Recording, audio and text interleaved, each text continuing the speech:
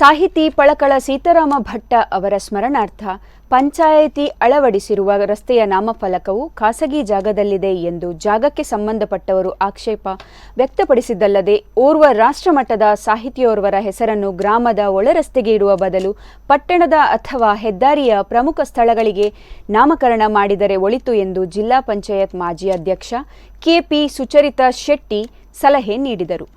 ಪುತ್ತಿಗೆ ಪಂಚಾಯತ್ ಸಮುದಾಯ ಭವನದಲ್ಲಿ ಪಂಚಾಯಿತಿ ಅಧ್ಯಕ್ಷ ಪ್ರವೀಣ್ ಶೆಟ್ಟಿ ಅವರ ಅಧ್ಯಕ್ಷತೆಯಲ್ಲಿ ನಡೆದ ಪುತ್ತಿಗೆ ಗ್ರಾಮ ಪಂಚಾಯತ್ ಪ್ರಥಮ ಹಂತದ ಗ್ರಾಮ ಸಭೆಯಲ್ಲಿ ಅವರು ಪಳಕಳರ ಹೆಸರಿನ ರಸ್ತೆಯ ಪ್ರಸ್ತಾಪ ಮಾಡಿದರು.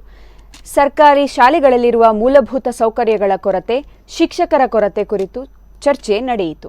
ಸರ್ಕಾರಿ ಶಾಲೆಗಳನ್ನು ಉಳಿಸುವ ನಿಟ್ಟಿನಲ್ಲಿ ಗ್ರಾಮ ಮಟ್ಟದಲ್ಲೇ ಹೋರಾಟಗಳಾಗಬೇಕು ಎನ್ನುವ ಆಗ್ರಹ ಗ್ರಾಮಸ್ಥರಿಂದ ಕೇಳಿಬಂತು. ಸಹಾಯಕ ಕೃಷಿ ಅಧಿಕಾರಿ ಯುಗೇಂದ್ರ ನೋಡೆಲ್ ಅಧಿಕಾರಿಯಾಗಿ ಭಾಗವಹಿಸಿದ್ದರು.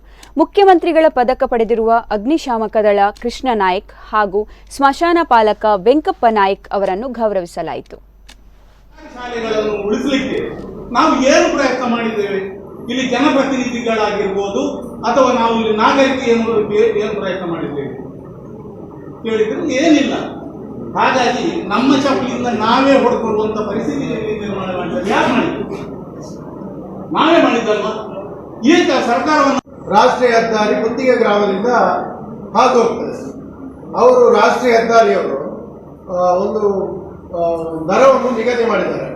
ಏನಂದ್ರೆ ಕನ್ವರ್ಷನ್ ಅವರಿಗೆ 2,38,000 ಏನು ರಿಕ್ವೆಸ್ಟ್ ಮಾಡಿ ನಿಮಗೆ ಕೊಟ್ಟಿದ್ದೇನೆ. ಅದು ಪ್ರೊಸೀಜರ್ ಎಲ್ಲಿಯೋ ಈಗ ಸಾರ್ವಜನಿಕರಿಗೆ ನಡೆದುಕೊಂಡು ಹೋಗ್ಲಾದ್ರೂ ಅನುವು ಮಾಡಿಕೊಡಿ ಅಂತ ಅರ್ಜಿಗೆ ಎಂತ ಎಲ್ಲಿ ತನಕ ಆಗಿದೆ ಪ್ರೊಸೀಜರ್ ಅಂತ ಗಂಡಸರಿಗೆ ಮೋಸ್ಟ್ ಕ್ಯಾಪಿಟಲ್ ವಾಸೆಕ್ಟಮಿ ಅಂತ ಆಪರೇಷನ್ ಇದೆ. ಸೊ ಅವರು ಸಹ ಇದರ ಪ್ರಯೋಜನ ಪಡ್ಬೋದು.